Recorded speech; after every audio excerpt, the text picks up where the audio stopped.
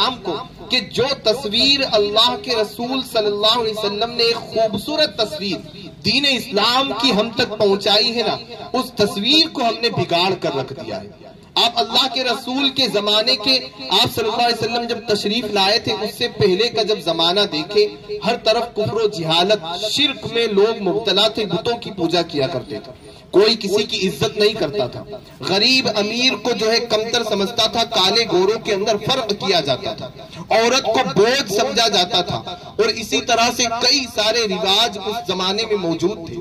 لیکن ہمارے نبی صلی اللہ علیہ وسلم جب اس دنیا میں تشریف لائے، آپ نے ساری چیزوں کو بدل کر رکھ دیا، عورتوں کو عزت دی، لڑکیوں کو عزت دی، بیٹیوں کو عزت دی، غریب کو عزت دی، اور امیر اور غریب کا فرق مٹا دیا، کالے اور گوروں کا فرق مٹا دیا۔ ہر چیز اللہ کے رسول صلی اللہ علیہ وسلم نے اپنے اخلاق سے پوری دنیا کو جیت لیا، اور یہی وجہ رہی کہ آج بھی پوری دنیا ہمارے نبی صلی اللہ علیہ وآلہ وسلم کا نام جپتی ہے۔ آپ کے دشمن بھی آپ کو صادق اور سچا کہتے تھے، آپ کے دشمن بھی آپ کو امین کہتے تھے، لیکن آج مسلمانوں کے ہم حالات دیکھیں کہ مسلمانوں پر آج کوئی بھروسہ کرنے کے لیے راضی نہیں ہے۔ ایک زمانہ تھا کہ لوگ مسلمانوں پہ اس قدر بھروسہ کرتے تھے کہ مسلمانوں سے زیادہ کوئی بھروسے مند قوم ہے ہی نہیں۔ غیر قوم اپنی بیٹیوں کو مسلمانوں کے سپرد کر کے جاتی تھی کہ مسلمان سے زیادہ کوئی بھروسے مند شخص ہے ہی نہیں، لیکن آج اسی مسلمان کو لوگ جو ہے برائی کی نظر سے دیکھ رہے ہیں، آج اسی مسلمان کو لوگ سب سے برا انسان کہہ کر پکار رہے ہیں، آج اسی مسلمان کو لوگ سب سے بڑا دھوکے باز کہہ کر پکار رہے ہیں۔ یہ دین اسلام کی شکل اور صورت بگاڑی کس لیے؟ ہم ہی لوگوں نے اس دین اسلام کی شکل کو بگاڑا ہے۔ شیطان ہم پر حاوی ہوتا جاتا ہے، ہم اس کی شکل کو بگاڑتے جاتے ہیں۔ ہم اپنے اللہ اور اپنے رسول صلی اللہ علیہ وسلم کے جو کردار تھا، اس کردار کو ہم نے صحیح طریقے سے اپنانا چھوڑ دیا۔ آپ صلی اللہ علیہ وسلم کی تعلیمات کا ہم نے کھلواڑ کرنا شروع کر دیا۔ آج ہمارے اندر طرح طرح کے رواج پائے جاتے ہیں۔ آج ہم دیکھیں کہ دنیا چاند پر پہنچ گئی ہے، لیکن مسلمان آج بھی ایک دوسرے کو جہنم میں پہنچانے میں لگا ہے۔ مسلمان صرف یہی فرق کرنے میں لگا ہے کہ ہمیں چاند پر نہیں جانا، دوسرا مسلمان جہنمی ہے اور میں جنتی ہوں، پوری دنیا جہنم میں جائے گی، صرف میں اکیلا ہوں جو جنت کے اندر جاؤں گا۔ یہ فرق آج دیکھیں کہ ہم لوگ صرف اسی لڑائی کے اندر ملوث ہو گئے ہیں۔ دوسرا فرقہ جہنم میں جائے گا، ہم جس فرقے کے اندر ہیں صرف ہم ہی جنتی ہیں۔ جو فیصلہ اللہ اور اس کے رسول نے کل قیامت کے اندر کرنا ہے کہ کون جنتی ہے کون جہنمی ہے، آج وہ مسلمان زمین پر بیٹھ کر، وہ مسلمان جو 5 وقتہ نماز پڑھنے کی جسے فرصت نہیں، وہ مسلمان جسے وضو کا صحیح طریقہ نہیں آتا، غسل کا صحیح طریقہ نہیں آتا، جس کے اندر صحیح طور پر اخلاق موجود نہیں ہے، وہ زمین پر بیٹھ کر جو ہے مسلمانوں کا فیصلہ کر رہا ہے کہ وہ جنتی ہے وہ جہنمی ہے۔ یہ دین اسلام کی شکل و صورت کو ہم نے کر دیا ہے۔ بتائیں کہ پھر ہمارے اوپر یہ ساری چیزیں کیوں نہیں آئی؟ ہم دیکھیں، فرق دیکھیں ہمارے اندر کہ ہم مسلمان قوم کے اندر 2 ایسے بڑے گروہ بن چکے ہیں کہ جس کی وجہ سے سب سے بڑا بٹوارا بن چکا ہے۔ ایک وہ لوگ ہو چکے ہیں جو دین اسلام کا سب سے زیادہ علم رکھتے ہیں، اور دوسرے وہ مسلمان جو دنیاوی تعلیم میں سب سے زیادہ آگے ہیں۔ اب جو دین اسلام کا علم رکھتے ہیں نا، انہیں دنیاوی تعلیم سے کوئی لینا دینا نہیں، اور جسے دین کا دنیاوی علم ہے اسے دین اسلام کی تعلیم سے کوئی لینا دینا نہیں۔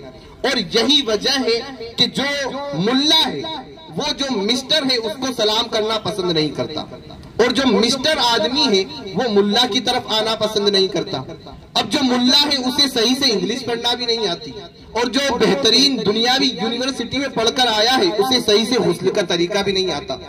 یہی وجہ ہے کہ ہم لوگ ایک راہ پر آ نہیں پا رہے، یہی وجہ ہے کہ ہم نے دین اسلام کو بہت پیچھے چھوڑ دیا ہے۔ اب ہم جس ماحول کے اندر ڈھلے ہوئے ہیں نا، وہ ماحول ہم کو پیچھے لیتا جا رہا ہے۔ ایک وہ زمانہ تھا کہ جب ملا بھی ہوتا تھا اور وہی ملا بڑا سائنٹسٹ بھی ہوتا تھا، وہی ملا بڑا انجینئر بھی ہوتا تھا، لیکن آج اس کے پاس دنیاوی تعلیمات نہیں ہے، آج یونیورسٹی میں پڑھنے والے لوگ اپنے آپ کو بڑا علم دھاری سمجھتے ہیں اور وہی جو ہے دین اسلام کی تعلیم کو بڑا حقیر سمجھتے ہیں، اور یہی جب اس طرف دیکھا جائے تو جو دینی اسلام کی تعلیم پر عمل کرتے ہیں تو وہ یونیورسٹی میں پڑھنے والے لوگوں کو سب سے بڑا جاہل سمجھتے ہیں۔ اب جب اس طرح کے حالات ہوں گے تو ہم لوگ کبھی ایک دوسرے کے ساتھ رہ ہی نہیں پائیں گے۔ ہم نے دین اسلام کی شکل و صورت کو بگاڑ کر رکھ دیا ہے۔ اللہ کے رسول سرور کائنات صلی اللہ علیہ وسلم نے جس طرح سے ہمیں دین اسلام آسان طریقے سے پہنچایا، وہ دین اسلام پر ہم عمل کرنا چاہتے ہی نہیں۔ سب سے پہلی چیز آپ دیکھیں کہ جو اللہ کے رسول صلی اللہ علیہ وآلہ وسلم کے گھر والے تھے نا، انہی گھر والوں کو سب سے پہلے قتل کرنے والی مسلمان قوم ہے۔ سب سے بڑی جہالت یہ ہم مسلمانوں کے اندر اسی زمانے سے پائی گئی۔ اللہ کے رسول صلی اللہ علیہ وسلم جب دنیا سے رخصت ہوئے، اس کے بعد اللہ کے رسول کے گھر والوں کو، اہل بیت کو لوگوں نے ڈھونڈ ڈھونڈ کر مارنا شروع کر دیا۔ مولا علی کے ساتھ کیا ہوا؟ آپ کو قتل کیا گیا۔ امام حسن کو زہر دیا گیا۔ امام حسین کے پورے خاندان کو، بچے بچے کو کربلا کے میدان میں شہید کر دیا گیا۔ اور یہ کرنے والے کون تھے آپ جانتے ہیں؟ مسلمان تھے۔ آج غیر مسلم کھل کر کہہ سکتا ہے کہ ہم امام حسین کے قاتلوں میں نہیں ہیں، مسلمان ہی ہیں جنہوں نے امام حسین اور ان کے تمام ساتھیوں کو قتل کیا ہے۔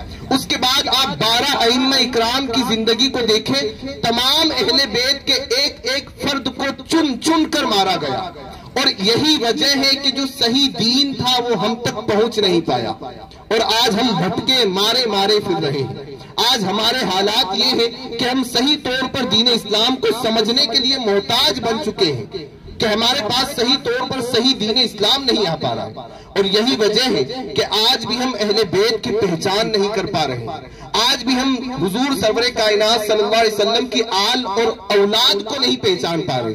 آج بھی ہمیں ان کے بارے میں علم نہیں ہے۔ آج بھی لوگ دیکھ رہے ہیں ہم کہ یزید کی طرف ہے، اور یزید پر رضی اللہ تعالی عنہ لکھنا معاذ اللہ شروع کر دیا ہے۔ یزید کی حمایت میں لوگ کھڑے ہو گئے ہیں۔ یہی وجہ ہے کہ آج مسلمان فرقوں میں بٹا ہوا ہے، اور آپس میں صرف یہی فیصلہ کر رہا ہے کہ فلاں مسلمان جو ہے فاتحہ نہیں لگاتا نا، وہ صحیح سنی نہیں ہے۔ فلاں مسلمان مزار پر نہیں جاتا، وہ صحیح سنی نہیں ہے۔ وہ نماز ایک وقت کی نہیں پڑھے گا، اس سے کوئی لینا دینا نہیں۔ وہ فرض نماز اس کی پوری زندگی کی چھوٹ رہی ہے، اس سے کوئی لینا دینا نہیں۔ لیکن اگر اس نے فاتحہ نہیں لگائی تو وہ سنی ہو ہی نہیں سکتا۔ وہ مزار پر نہیں جاتا تو وہ سنی ہو ہی نہیں سکتا۔ وہ ولیوں کو نہیں مانتا تو وہ سنی ہو ہی نہیں سکتا۔ دوسری طرف کی جو جماعت ہے وہ کیا کہہ رہی ہے کہ یہ مزار پر جا رہے ہیں، شرک کر رہے ہیں، یہ فاتحہ دے رہے ہیں، شرک کر رہے ہیں۔ اور یہی وجہ ہے کہ آج ہم فرقوں میں بڑھ گئے ہیں، آپس میں لڑ رہے ہیں، اور آپس میں لڑنے کی وجہ یہ ہے کہ ہمارے نوجوانوں کو جو ہے ظلم پر لایا جا رہا ہے، ہمیں ڈھکیلا جا رہا ہے ظلم اور سیاست کے طور پر، ہمیں گھیر کر جو ہے بستی کی طرف لے جایا جا رہا ہے۔ ہمیں آج سمجھنے کی ضرورت ہے، غور و فکر کرنے کی ضرورت ہے کہ ہم کس طرف جا رہے ہیں۔ صحیح تعلیمات آپ صلی اللہ علیہ وآلہ وسلم کی کیا تھی؟ یہ بات یاد رکھیں کہ اللہ کے رسول نے اپنے آخری خطبے میں ارشاد فرمایا تھا کہ میں تمہارے درمیان 2 چیزیں چھوڑے جا رہا ہوں، ایک قرآن اور دوسری میری اہل بیت۔ ان دونوں کو مضبوطی سے تھامے رکھنا، تم قیامت تک گمراہ نہیں ہوگے، تم قیامت تک گمراہ ہو ہی نہیں سکتے۔ 2 چیزیں اللہ کے رسول نے ہمارے درمیان چھوڑی ہے، پہلا قرآن اور دوسری اہل بیت۔ ان دونوں کو ہم مضبوطی سے تھامے رکھیں گے۔